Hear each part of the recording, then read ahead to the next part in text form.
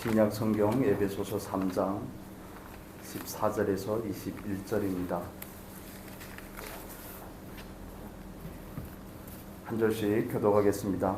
이러함으로 내가 하늘과 땅에 있는 각 족속에게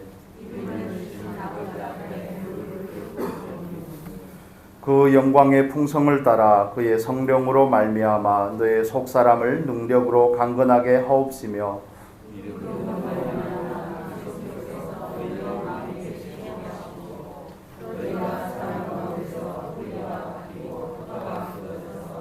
능히 모든 성도와 함께 지식에 넘치는 그리스도의 사랑을 알아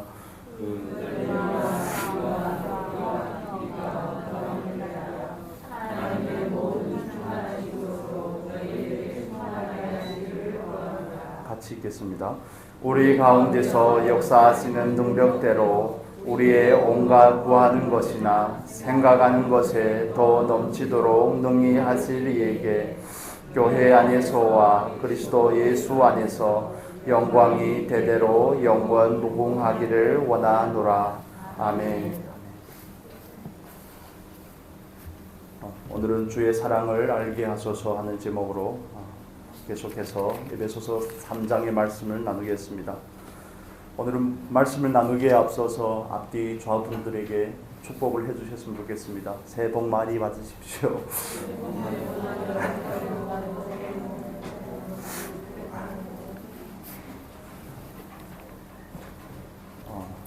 매번 예배 드릴 때마다 이러면 좋겠죠. 우리는 새해가 되면 보통 이렇게 새해 복 많이 받으십시오. 예수를 믿는 분들이든 예수를 아직 믿지 않으시는 분들이든 똑같이 이렇게 인사를 합니다. 저도 이렇게 인사를 하다가 어제 갑자기 그런 생각이 들었습니다. 나는 상대방에게 새해 복 많이 받으십시오 이렇게 인사를 하는데 제가 스스로를 살펴볼 때 그냥 할 때가 있더라고요. 그냥 인사로 그냥 하는 겁니다. 그냥 새해 복 많이 받으십시오.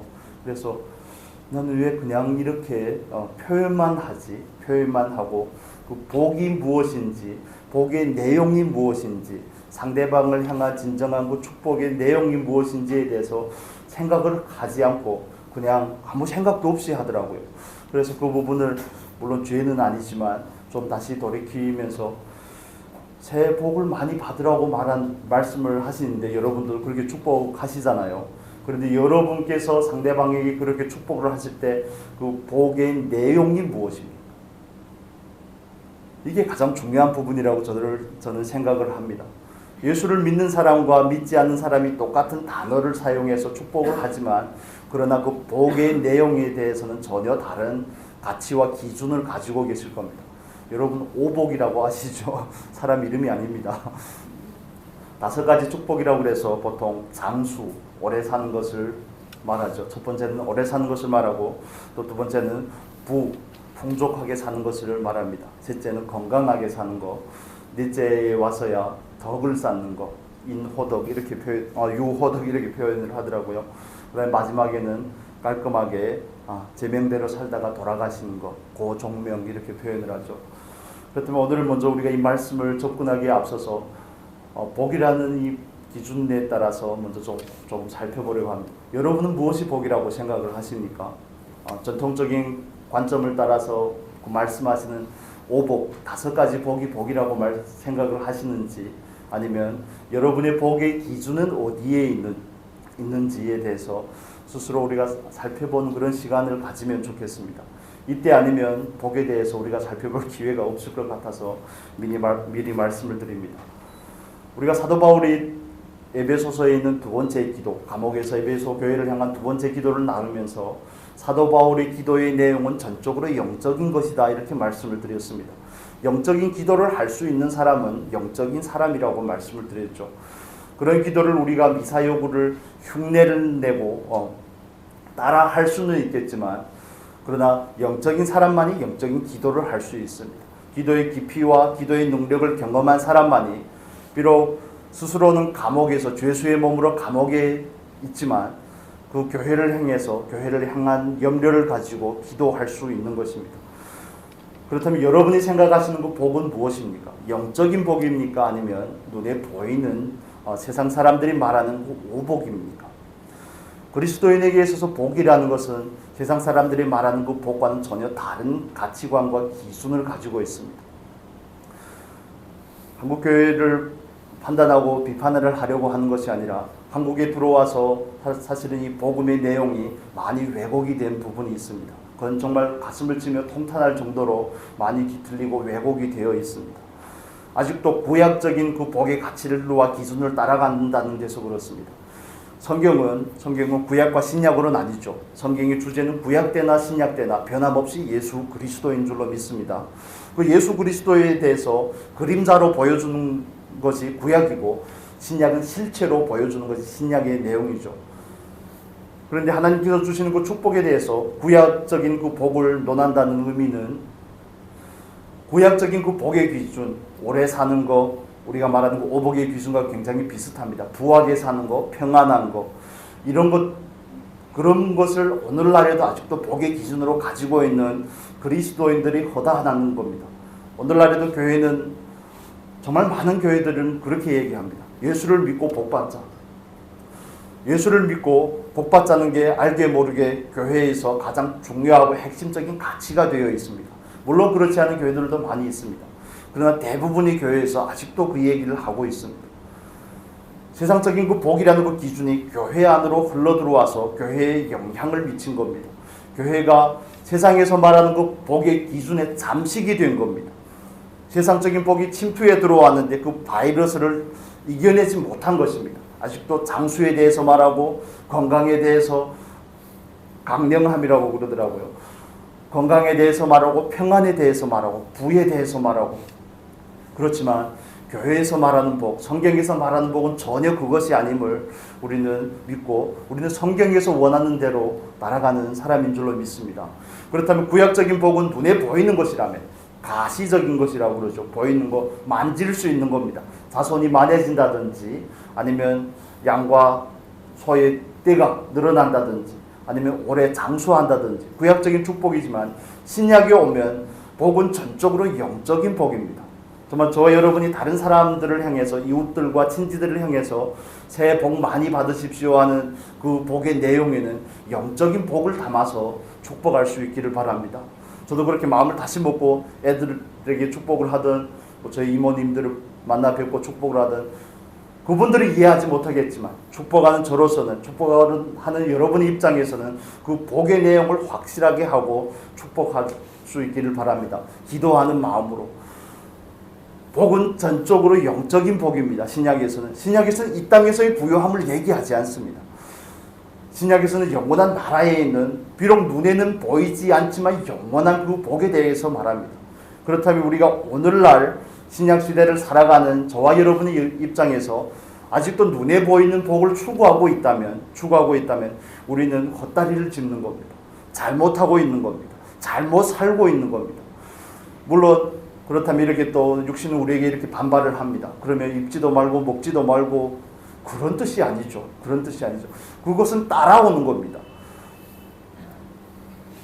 객차와 기관차가 바뀌면 안 된다는 겁니다. 차가 어떻게 뒤로 갈 수도 있지만 늘 뒤로 가는 건 아니죠. 그 순서가 바뀌면 안 된다는 겁니다. 하나님께서 우리에게 진정으로 주기를 원하는 복은 영적인 복인 줄로 믿습니다.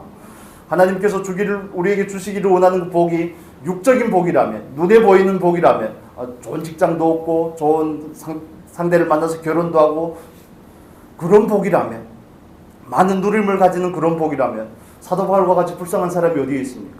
40의 감한매를 여러 번 맞고 강도의 위협과 바다의 위협과 강의 위협을 받고 복음을 전하는 사람이잖아요. 예수 그리스도의 증인으로서의 삶을 사는데 그 삶에는 평탄함이 없습니다. 그러나 그는 예수 그리스도 안에서 평탄한 겁니다. 환경이 평안하진 않지만 그는 평안한 겁니다. 우겨싸움을 당해도 전혀 쫄지 않습니다. 우리 식으로 표현을 하면 전혀 위축이 되지 않고 오직 복음을 증거하는 일에만 일념을 하고 있습니다. 그래서 사도 바울이 그 고백이 있죠. 하나님을 사랑하는 자, 무릇 그 뜻대로 살기를 원하는 자들에게 하나님께서 주신 예비하신 면류관이 있다고 표현을 합니다. 그걸 다른 말로 부름의 상이라고 표현을 하죠. 정말 영적인 복이 저와 여러분의 복의 기준이 될 수 있기를 바랍니다. 우리는 그 세상적인 복을 쫓아가는 사람이 아닙니다. 우리가 새해 복 많이 받으세요 이렇게 축복을 하지만 우리들의 복에 합류한 그 내용은 정말 전적인 영적인 내용이 되기를 바랍니다. 사도 바울이 로마의 감옥에서 에베소 교회를 향해서 축복을 할 때 성령으로 속사람이 강건하게 하옵시고, 저 같으면 나처럼 이러지 말라 이렇게 하고 싶은데 성령으로 속사람을 강건하게 하옵시고, 지난주에 우리가 나눴던 것처럼 믿음으로 그리스도가 너희 마음에 거하게 하옵시고, 그냥 구원을 받아서 중생한 그 상태를 말하는 것이 아닙니다.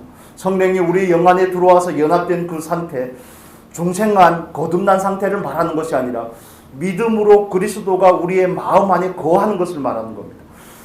예수 그리스도가 우리 안에 거처를 삼는 것을 말하는 겁니다. 우리 안에서 쭉 살아가는 것을 말하는 겁니다. 다른 의미로 하면 예수가 내 안에 들어와서 나의 주인이 되는 것을 말씀하는 겁니다. 예수를 구주로 아는 그리스도인은 많지만 예수를 나의 주인으로 아는 그리스도인들은 별로 많지 않습니다. 내 생각이 있고 내 감정이 있고 내 뜻이 있고 모든 것을 나한테 갖다 맞추려고 그럽니다. 여러분 너무 세게 나가는 것 같은데 여러분 뭘 하는 게 아닙니다. 뭘 하는 게 아니라 믿음으로 그리스도가 내 안에 계신다는 것은 내 생각은 예수 그리스도와 함께 이미 죽었다는 것을 말하는 거죠. 결정은 내가 하는 게 아니라는 겁니다. 내 안의 감정도 말씀에 비추어야 된다는 것을 표현을 하는 겁니다. 그렇다면 여러분의 생각과 여러분의 마음과 여러분의 결정과 계획은 어떻습니까? 하나님과 얼마만큼 연관이 되어 있습니까? 믿음으로 그리스도가 우리의 마음에 거하게 한다는 것은 내가 예수 그리스도와 이미 죽은 것이 사실이라는 것을 믿는 것이라고 말씀을 드렸죠. 갈라디아서 2장 20절의 말씀입니다. 내가 예수 그리스도와 십자가에 못 박혀 죽었나니 이미 죽은 겁니다. 이미 장사 지낸 바 되었습니다. 그렇다면 두 번째는 예수 그리스도를 믿는 것을 말합니다. 의지하는 것을 말합니다. 그분을 깊이 있게 의뢰하는 것을 말합니다. 우리의 명철이나 우리의 지혜를 의지하지 아니하고 예수님을 의지하는 것을 말합니다. 우리의 생각은 하나님 앞에서 쓸 것이 하나도 없습니다. 우리가 여러분들 얼마나 동의가 되실지는 모르겠지만 우리의 생각은, 우리의 감정은, 우리의 계획과 의지는 하나님 앞에서 아무짝에도 쓸 데가 없습니다. 여러분 우리가 새 사람을 입어서 새로운 삶을 산다는 것, 그리스도인으로 산다는 것은 원래 집이 골조가 있고 어느 정도 잘 되어 있는데 인테리어만 바꾸는 게 아닙니다. 인테리어를 바꾸는 거 아니라 아예 기초까지 없애버리고 땅을 다시 고르고 다시 기초를 깔고 다시 시작을 하는 것을 말하는 겁니다. 인테리어가 아니고 무너뜨리고 깨뜨리고 다시 시작을 하는 겁니다. 다시 세우는 겁니다. 여러분, 저와 여러분이 하나님 앞에서 정말 영적인 복을 복이라고 말할 수 있는, 믿고 고백할 수 있는 저와 여러분이 될 수 있기를 예수님의 이름으로 축복합니다. 이건 얼마나 중요한지요. 고백이 명확하지 않다는 것은 표대가 명확하지 않다는 것을 말하는 겁니다. 가치관이 흐릿하다는 것을 말하는 겁니다. 다른 사람들이 말하면 그 말도 옳은 것 같고, 성경을 읽으면 성경의 말도 옳은 것 같고, 성경의 말씀도 옳은 것 같고, 그런 게 아닙니다. 우리는 하나님의 말씀을 기준 삼아 따라가는 사람들인 줄로 믿습니다. 그래서 성령으로 속사람을 강건하게 하옵시고 그리스도가 저와 여러분 안에 믿음으로 거할 수 있기를 바랍니다. 그분이 주인된 삶으로 나아갈 수 있기를 바랍니다. 그분이 주인이 되려면 내 안에 원래 있던 그 주인을 쫓아내야죠.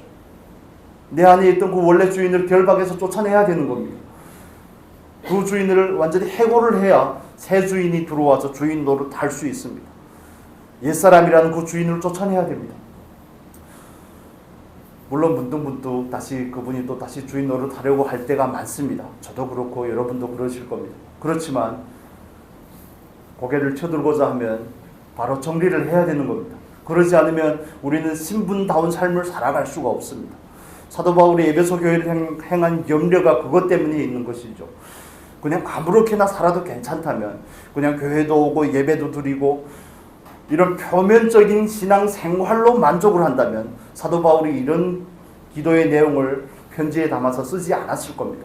저와 여러분은 종교 생활을 하는 게 아닙니다. 교회 와서 예배하고 찬양 드리고 또 말씀을 듣고 이런 종교적인 생활을 하는 것이 아니라 우리는 신앙 생활을 하는 겁니다. 예수 그리스도와 그 관계를 더 친밀하게 만들어 가고자 하는 겁니다. 우리의 아버지 되신 그분을 더 알아가고자 하는 것이고 그분을 더 닮아가고자 하는 겁니다. 너희 아버지의 온전하심과 같이 너희도 온전하라고 하는 그 말씀을 따라서 나아가기를 원하는 것이 저와 여러분의 추구임을 다시 한번 확인을 하면 좋겠습니다. 그냥 교회를 갔다 왔다는 거 별로 어렵지 않습니다. 그냥 예배도 드리고 찬양도 하고 전혀 마음도 준비하지 않은 상태로 그냥 아무 의미 없이 오는 거, 우리는 그걸 원하는 게 아닙니다. 정말 하나님 앞에서 한 주일의 삶을 예배의 연장으로 살아냈던 삶을 돌아보며 하나님 앞에 다시 와서 그 사랑 안에 뿌리를 내리고 터가 견고해지기 원해서 그 사랑을 다시 체험받고 공급받기 위해서 나오는 것인 줄로 믿습니다. 그래서 우리가, 저와 여러분이 속사람이 새해에도 더 강건해지기를 바랍니다. 속사람이 강건해야지 지난주에 말씀을 드렸던 것처럼 하나님께서 사람을 만든 그 창조의 질서를 따라 살 수 있습니다. 창조의 질서가 뭡니까? 하나님께서 말씀하시고 감동하시고 깨닫게 하시면 내 안에서 동의하고 그 동의한 말씀에 순종하는 것이 창조의 질서를 따라 사는 겁니다. 그런데 늘 문제는 하나님께서 말씀하지 않는 것이 아니라 가운데에 있는 내 마음의 문제입니다. 내 마음이 자리를 양보하지 않습니다. 내가 주인된 것이 문제가 되기 때문에 우리는 그 자리로 그 질서를 따라 산 삶으로 나아가지 못합니다. 하나님께서 우리에게 속사람으로 강건케 하기 원하시는 것, 하나님의 소원일 뿐만 아니라 저와 여러분의 소원이 되면 좋겠습니다. 그냥 가벼운 동의가 아니라 이게 아니면 안 되는구나 하는 그런 마음을 가지시면 좋겠습니다. 창조의 질서를 따라 산다는 것은 내 정욕을 이기는 것을 말하는 겁니다. 속사람이 강건해지지 아니하면 절대 이길 수가 없습니다. 속사람이 강건해지지 아니하면 죄를 이길 수가 없습니다. 육체의 정욕을 이길 수가 없습니다. 자기 자아 때문에 허덕이게 됩니다. 세상의 가치를 쫓아가게 됩니다. 빛과 소금된 삶과는 전혀 거리가 먼 삶을 살게 되고 하나님 앞에 섰을 때는 그냥 벌거벗은 모습으로 서게 되는 것입니다. 요한계시록 19장 8절의 말씀 여러분 잘 아시지 않습니까? 성도의 옳은 행실이 바로 세마포입니다. 세마포 옷을 입지 않은 사람은 하나님 앞에 설 수가 없습니다. 그냥 단순한 구원을 의미하는 것이 아니라 의의 예복을 입어야만이 서는 것을 여러분 믿으십니까? 믿으신다면 낡은 옷을 벗어야죠. 우리의 생각을 버려야 되지 않겠습니까? 내가 느끼는 감정보다 예수 그리스도가 더 중요하다고, 말씀이 더 중요하다고 고백해야 되지 않겠습니까? 그래서 그 상황마다 여러분 우리가 이렇게 적용을 해보면 좋겠습니다. 열받을 때 있잖아요. 열받을 때 있으면 성경은 뭐라고 하는가? 성경은 하나님의 생각이고 하나님의 마음이고 하나님의 뜻이라고 말씀을 드렸죠. 그렇다면 내가 예수와 죽었다면 내 생각이 있을 때마다, 물론 십자가에 죽었음을 고백하는 것도 중요하지만 하나님의 생각이 무엇인지 먼저 물어보셔야 됩니다. 나는 남편을 볼 때, 아내를 볼 때, 가족 얘기는 하지 맙시다. 다른 사람, 그 누군가를 볼 때 마음이 불편합니다. 마음이 불편하고 하나님 왜 저런 분들을 빨리 데려가시지? 이런 생각들이 문득문득 든다는 겁니다. 저희 어릴 때 어른들이 가끔씩 그런 얘기를 하더라고요. 제 고향 거기는 아직도 호랑이가 있으니까요. 산속의 호랑이는 뭐하고 사는지 그런 얘기를 가끔씩 하더라고요. 저는 왜 안 잡아가냐 그런 얘기겠죠. 커서야 알았지만 다른 사람 누군가를 볼 때 문득문득 그런 생각들이 든다는 겁니다. 어떻게 마음에 다 맞을 수가 있겠습니까? 그렇다면 내 마음에는 그 사람이 원수로 여겨질 수가 있죠. 나에게 상처를 주고 내 인격을 모독하고 자존심에 스크래치를 내고 그 사람이 원수로 여겨질 수 있지만 성경에서는 뭐라고 하는지 그건 내 생각이고요. 그건 내 생각이고 성경에서는 뭐라고 말하는지, 성경에서는 뭐라고 말씀하십니까? 제가 말한 거 아니죠. 원수를 사랑하라고 말씀을 하죠. 그게 믿음으로 사는 겁니다. 구체적인 적용의 신뢰를 그냥 한 가지만 말씀을 드린 겁니다. 내 생각은 그 사람을 빨리 누군가가 와서 어떻게 하면 좋겠지만 그건 내 생각이고요. 우리의 생각이고요. 성경에서는 뭐라고 그럽니까? 원수를 위해서 기도하라고 말합니다. 기도까지는 못할지라도 원수를 미워하지 말라고 말하죠. 저주하지 말라고 말합니다. 오히려 선으로 악을 이기라고 말하는데 우리는 그런 말씀에 대해서는 살짝 한쪽으로 살짝 제껴놓고 십계명이라든지 그런 간음이라든지 도적질이라든지 거짓말을 한다든지 이런 내용들에 대해서는 죄의식을 느끼지만 그런 부분에 있어서는 죄의식을 느끼지 않는다는 데 좀 문제점이 있습니다. 여러분, 저와 여러분이 양심이 조금 더 민감해지면 좋겠습니다. 조금 더 확장이 되면 좋겠습니다. 하나님께서 하지 말라고 하는 말씀에도 반응하실 뿐만 아니라 하시라고 명령하신 그 말씀에도 반응하실 수 있기를 바랍니다. 사랑하라고 그러는데 사랑하지 못하는 거 하나님 앞에 별로 온전한 건 아니죠. 설날인데 죄까지는 죄라고까지 말하기가 좀 그렇습니다. 하나님이 기뻐하는 것은 아닙니다. 예를 들어 저와 여러분이 그 누군가를 향해서 어떤 감정을 가지고 있다면 그 감정이 성경에서는 뭐라고 말하는지에 대해서 한번 물어봐야 됩니다. 풍랑을 만났습니다. 환난을 만났습니다. 그럴 때 내 마음에 있는 그 두려움은, 그런 두려움들에 대해서 성경은 뭐라고 말하는지. 성경은 오히려 강하고 담대하라고 말하죠. 여호수아를 향해서, 가나안 정복을 앞둔 여호수아를 향해서 하나님께서 2번이나 그렇게 말씀합니다. 두려워하지 말라는 겁니다. 강하고 담대하라는 겁니다. 여호수아가 해야 될 일은 주야로 여호와의 율법을 묵상하는 것이라고 말씀을 하시죠. 그래서 내가 지금 느끼고 있는 감정이 하나님께서 원하시는 그런 감정인지, 우리는 삶의 모든 이런 상황들을 잘게 쪼개서 해야 됩니다, 여러분. 그냥 뭉뚱그려서 믿음으로 그리스도가 내 안에 계시게 하고, 이 한 구절을 암송하기는 너무 쉽다니까요. 그런데 구체적으로 내 안에 생각이 들어오면 그 생각을 성경에서 말씀하시는 하나님의 생각과 비추어서 견주어 보고, 내 안에 있는 그 감정을 하나님의 감정과 그 마음과 견주어 보고, 이렇게 해봐야지 우리 안에 있는 숨겨져 있는 것들이 드러나게 됩니다.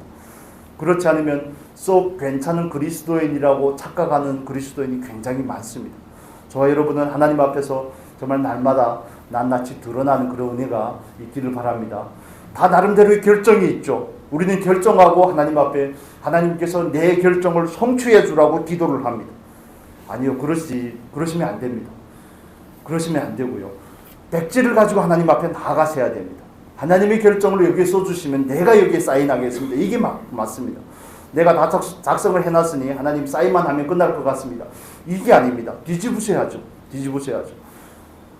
여러분의 결정이 있고 저의 결정이 있고 계획이 있지만 그것보다 우선되는 것은 하나님의 계획이고 하나님의 결정인 줄로 믿습니다. 백지를 가지고 나아가서 하나님께서 다 쓰시면 하나님, 제가 동의하고 사인하겠습니다. 이게 성경에서 우리에게 말씀해주는 바른 순서입니다. 여러분, 하나님의 생각이 여러분의 생각이 되기를 바랍니다. 하나님의 그 마음이 여러분의 마음이 되시기를 바랍니다. 원수를 향한 그 마음이, 하나님의 그 마음이 여러분의 마음이 되시기를 바랍니다. 우리의 계획 따위는 하나님 앞에 내려놓고, 우리의 계획 따위는 하나님 앞에 내려놓고 버려버리고 하나님의 계획을 수용하실 생각은 없으십니까? 하나님의 계획을 우리의 계획으로 받아들이시기를 바랍니다. 저는 예수를 믿고 엄청 갈등을 많이 했습니다.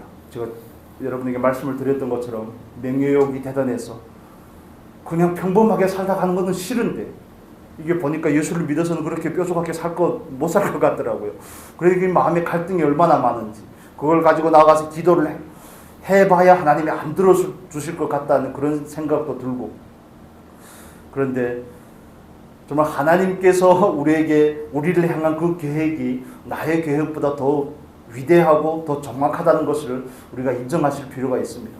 하나님의 계획을 받아들이지 못하는 이유는 하나님의 주권을 인정하지 않기 때문에 그렇습니다. 쉽게 표현을 해볼게요. 하나님을 하나님으로 취급하지 않아서 그렇습니다.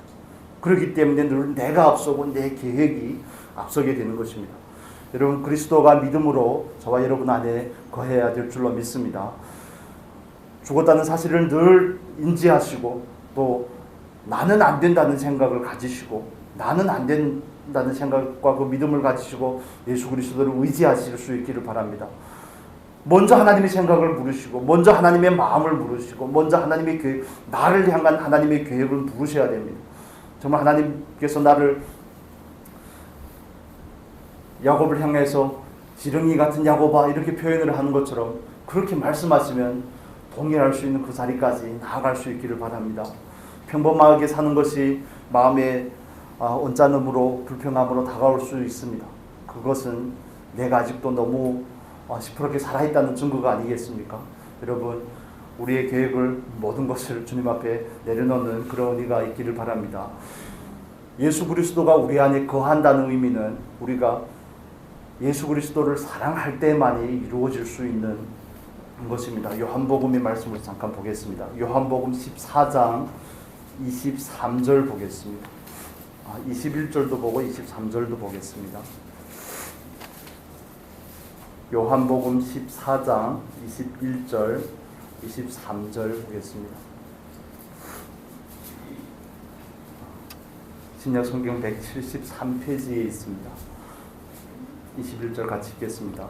나의 계명을 가지고 지키는 자라야 나를 사랑하는 자니 나를 사랑하는 자는 내 아버지께 사랑을 받을 것이요 나도 그를 사랑하여 그에게 나를 나타내리라. 23절입니다. 예수께서 대답하여 가라사대 사람이 나를 사랑하면 내 말을 지키리니 내 아버지께서 저를 사랑하여 저에게 와서 거처를 저와 함께 하리라. 아멘. 에베소서 3장 17절의 표현이 요한복음 14장 23절을 통해서 우리가 더 구체적으로 이해가 됩니다. 23절의 말씀 제가 다시 한번 읽어드리면 사람이 나를 사랑하면 내 말을 지키리니 내 아버지께서 저를 사랑하실 것이요 우리가 저에게 와서 거처를 저와 함께 하리라. 거처를 삼는 것을 말하는 겁니다. 사랑할 때만이 그리스도가 우리 안에 거하실 수 있습니다. 거처를 삼습니다. 잠깐 방문하는 것이 아니라 거기서 산다는 의미죠. 지난주에도 말씀을 드렸던 것처럼 가끔씩 방문하는 것 말고요. 그냥 거기서 쭉 살아가는 삶은 우리가 하나님께서 우리를 향한 그 사랑을 깨닫고 그 사랑에 반응해서 말씀을 지키고자 할 때만이 그것이 가능합니다. 여러분 하나님을 사랑하십니까? 하나님께서 여러분을 사랑한다는 사실을 여러분 아십니까? 아신다면 말씀을 사랑하시기를 바랍니다. 말씀대로 살기를 힘쓰시기를 바랍니다. 이게 중요한 원리인 이유에 대해서 말씀을 드리겠습니다. 여러 가지 주제들이 다 서로 상호 연결이 되는데 하나님께서 나를 사랑한다는 사실을 우리가 깨닫고 알게 되면 지식적으로라도 알게 되면 그 사랑에 반응하게 되어 있습니다. 깨달으면 반응하게 되어 있습니다. 하나님께서 나를 사랑하신다는데 하나님을 위해서 내가 뭔가를 할 수 있을 것 같거든요. 처음에는 할 수 있을 것 같습니다. 그래서 하나님을 위해서 헌신도 하고 하나님을 섬기기 위해서 또 이웃들을 섬기기도 하고 이런 일들을 하는 가운데서 교회에서 봉사를 하기도 하고 그런 하는 가운데서 내가 하나님의 말씀을 지킬 수 없음을 발견하게 됩니다. 발견하게 되면 결심하게 되죠. 결심을 하고 또 다시 반복적으로 시도를 합니다. 그런데 그 결심의 강도와 횟수가 점점 많아지면 두 가지 경우가 발생을 하는데 한 케이스는 체념하게 됩니다. 아예 포기합니다. 안 된다고 아예 포기합니다. 그러나 두 번째 긍정적인 케이스는 자기의 무능함을 발견하고 예수 그리스도를 의지하게 됩니다. 저와 여러분은 의지하는 자리로 나아가시기를 바랍니다. 그래서 하나님께서 우리를 사랑한다는 사실을 깨달으면 말씀을 지키고자 하는데 그것이 뜻대로 돼야 말이죠. 잘 안 되거든요. 지키려고 하면 안 됩니다. 금식을 해보려고 하면 얼마나 배고픈지 그게 정말 안 되더라고요. 최근에도 제가 한 번 시도를 했었는데 그냥 아예 접었습니다. 첫날에 접었습니다. 금식을 하려고 하면 잘 안 되더라고요. 예전에 뭣도 모를 때는 잘 되기만 하더니 막상 마음을 먹고 하려고 하니까 잘 안 됩니다. 말씀을 여러분 지키려고 해보십시오. 잘 안 됩니다. 말씀대로 살려고 하면 할수록 내 안에서 그 육체와 자아가 더 반발하기 때문에 잘 안 됩니다. 그것은 우리에게 무슨 사인이냐면 우리가 말씀대로 살 수 없습니다 하는 것을 우리에게 알려주는 겁니다. 율법의 기능이 뭐라고 말씀을 드렸죠? 율법은 죄를 알게 하는 겁니다. 다른 말로 하면 율법은 우리의 무능을 발견하게 하는 겁니다. 하나님의 말씀에 대해서 전적으로 무능력한 겁니다. 그래서 율법은 몽학 선생이 되어서 우리를 그리스도께로 인도해 가는 겁니다. 율법을 지키려고 했는데 실패했습니다. 그 실패함이 체념으로 가지 마시고 우리를 오히려 예수 그리스도께로 인도해 갈 수 있기를 바랍니다. 그렇게 되면 우리는 하나님께서 우리에게 절대적인 필요자가 되심을 우리는 깨닫게 되는 겁니다. 나는 정말 안 됩니다. 이 고백이 점점 더 순수해지게 됩니다. 다른 사람들 따라서 나는 안 됩니다. 나는 죽었습니다. 이 고백이 쉽게 나올 수 있지만 그러나 그 반복적인 경험 가운데서 정말 안 되는 사람과 그냥 말로 안 되는 사람이 갈리게 됩니다. 여러분 이해가 되시죠? 여러분이 다 경험을 하시는 거니까 이해가 되실 겁니다. 그래서 예수 그리스도가 우리 안에 거처를 삼으신다고 그러는데 삼으시기 위해서는 우리는 말씀을 따라 행하기를 힘써야 됩니다. 말씀을 따라 힘쓰다 보면 내가 안 된다는 사실이 자연스럽게 발견이 될 수밖에 없습니다. 다른 말로 하면 내가 아직도 할 수 있을 것 같다는 것은 내 생각이 그래도 좀 먹힐 것 같고 내 계획이 그래도 계획대로 이루어질 것 같고 성취될 것 같고 이런 착각들이 든다는 것은 무슨 뜻이냐면 저와 여러분이 하나님의 말씀대로 살아보고자 하지 않았다는 뜻입니다. 살아보고자 한 사람은 절망하게 되어 있습니다. 안 되는 겁니다. 절망하게 되면 그 다음 순서로 자연스럽게 예수 그리스도를 의지할 수밖에 없게 됩니다. 예수 그리스도를 의지하게 되면 내가 하는 것이 아니고 예수가 나를 통해 살기 때문에 그것이 되는 겁니다. 설날부터 너무 진지한 얘기를 해서 죄송합니다만 할 얘기는 해야 되겠습니다. 여러분 예수 그리스도가 저와 여러분 안에서 거처를 삼아 살아가기 위해서는 말씀을 따라 살기를 힘쓰시기를 바랍니다. 말씀을 처음에는 내가 말씀을 붙잡지만 궁극적인 자리에 가면 내가 말씀을 붙잡는 것이 아니라 말씀이 나를 인도하는 겁니다. 말씀과 내가 하나가 되는 겁니다. 우리가 현대적인 삶을 현대화라고 그러죠. 말씀이 나화되는 겁니다. 우리가 예수화되는 거죠. 그 삶의 자리를 저도 소망하고 여러분도 소원하시지만 그 자리로 우리가 나아가실 수 있기를 바랍니다. 그런 과정을 겪어야지 저와 여러분이 사랑이 뿌리를 내리고 터가 견고해질 수가 있습니다. 사랑 안에서 깊게 뿌리를 내릴 수가 있습니다. 그러지 않으면 신앙생활이 거의 표면적으로 남다가 표면적인 신앙생활만 하다가 그칠 확률이 굉장히 높아집니다. 우리가 오늘 본문의 말씀 다시 한번 보겠습니다. 17절의 말씀만 보겠습니다. 17절 3장 17절입니다. 같이 읽겠습니다. 믿음으로 말미암아 그리스도께서 너희 마음에 계시게 하옵시고 너희가 사랑 가운데서 뿌리가 박히고 터가 굳어져서 여기 보면 사랑 가운데서 뿌리가 박히고 터가 굳어져서 두 가지 표현을 합니다. 하나는 나무에 대한 그림을 우리가 유추할 수 있고요. 하나는 기초에 대한 그림을 유추하고 있습니다. 이게 원문에서도 헬라어 원문에서도 똑같이 표현을 합니다. 여기서 뿌리라고 표현하는 것과 기초라고 하는 표현이 골로새서 1장 23절 보겠습니다. 뒤로 넘기시면 골로새서 1장 23절입니다. 324페이지입니다.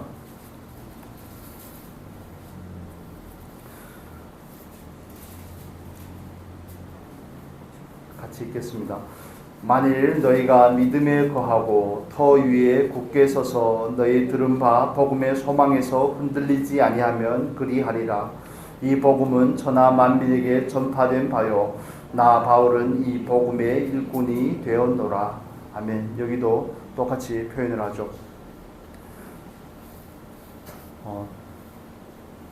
17절의 말씀을 따라서 하나는 나무에 대한 그 비유를 우리가 유추할 수 있고 하나는 터에 대한 부분을 이야기할 수 있습니다. 중요한 것은 나무가 되었든 터가 되었든 다 토양 위에 세워진다는 겁니다. 그렇죠. 땅에다가 뿌리를 내리든지 아니면 땅 위에 세워진다는 겁니다. 그 땅은 곧 예수 그리스도라고 말하죠. 사랑이라고 표현을 합니다. 사랑에다 뿌리를 내려야지 사랑의 열매가 맺힙니다. 뿌리와 기초는 두 가지 의미를 가지고 있습니다.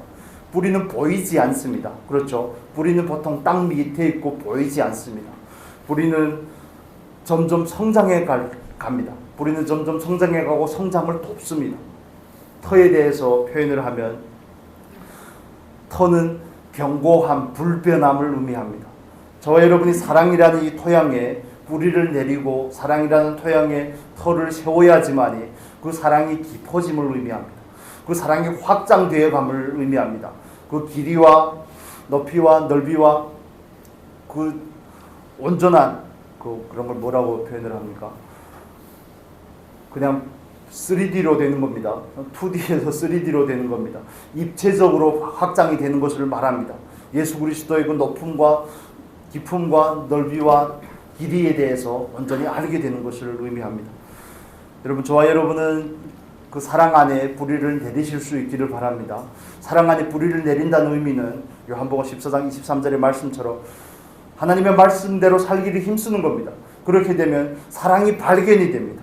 그분은 나를 얼마나 사랑하셨는데 나는 왜 이만큼밖에 반응하지 못할까? 사랑 안에서 깊어지시기를 바랍니다. 직분이 높아지는 게 아닙니다. 신앙이 연륜이 많아지는 게 아닙니다. 신앙적인 지식이, 성경에 대한 지식이 많아지는 게 아닙니다. 사랑에서 뿌리를 내리고 터가 견고해지는 겁니다. 그래야지 예수 그리스도의 그 온전한 장성한 분량에 이르게 되고 그 확장된 사랑이 우리를 통해서 온전히 표현이 될 수가 있습니다.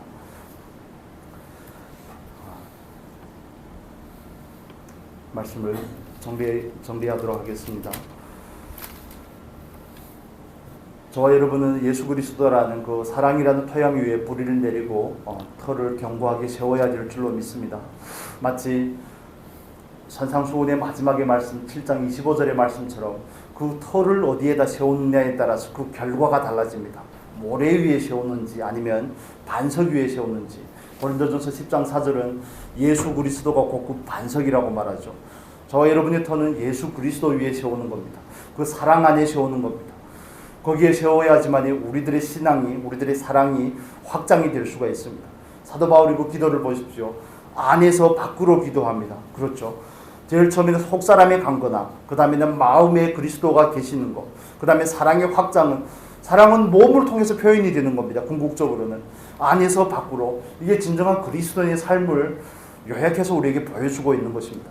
그리스도인의 삶은 밖에서 안으로 들어가는 삶이 아닙니다. 안에서 밖으로 나오는 거죠. 속사람이 강건하면 예수 그리스도를 의지할 수밖에 없습니다. 속사람이 강건하니까 의지하는 겁니다. 속사람이 강건하니까 예수 그리스도를 의지하게 되고, 예수 그리스도를 의지하면서 사랑 안에서 뿌리가 더 깊어지고 터가 더 견고해지면 사랑이 우리 몸을 통해서 완성이 되는 겁니다. 표현이 되는 겁니다. 그걸 사도 바울은 충만함이라고 표현을 하죠. 충만함. 그 자리까지 저와 여러분이 나아가실 수 있기를 바랍니다. 우리가 말하는 그 복은 영적인 복이 될 수 있기를 바랍니다. 그 누구를 만나든지 그의 속사람이 강건하기를, 그 안에서 예수 그리스도가 주인 되기를, 또 그 사람을 통해서 사랑이 온전하게 드러나기를, 저와 여러분 물론 다 그렇습니다. 그 자리까지 나아가서 하나님께서 사랑이심을 우리가 증거할 수 있는 그런 증인의 자리에 설 수 있기를 예수님의 이름으로 축복합니다. 우리를 통해서 사랑이 드러날 수 있는 유일한 이유는 우리가 서로 사랑할 때만이 가능하다고 요한복음 13장에서는 우리에게 말합니다. 우리가 서로 사랑하면 사람들이 우리가 누구인지를 안다고요. 제자인 줄을 안다고 그렇게 표현을 합니다. 그래서 안에서부터 밖으로 그 은혜와 사랑과 하나님의 그 충만함이 나타날 수 있는 저와 여러분의 삶이 될 수 있기를 바랍니다. 기도하겠습니다. 거룩하신 하나님 감사합니다. 아버지, 우리에게 영적인 가치관을 허락하여 주시옵소서. 우리가 말하는 그 복이 세상의 복이 아닌 영적인 복이 되기를 원합니다. 그 영적인 복을 따라 우리의 속사람이 강건해지고 우리가 그리스도를 온전히 주인 삼아 그리스도를 의지하는 삶으로 나아가게 하시고, 또 우리 안에서 사랑이 깊어지고 터가 견고하여져서 우리를 통해 하나님과 충만한 사랑이 드러날 수 있기를 간절히 소원합니다.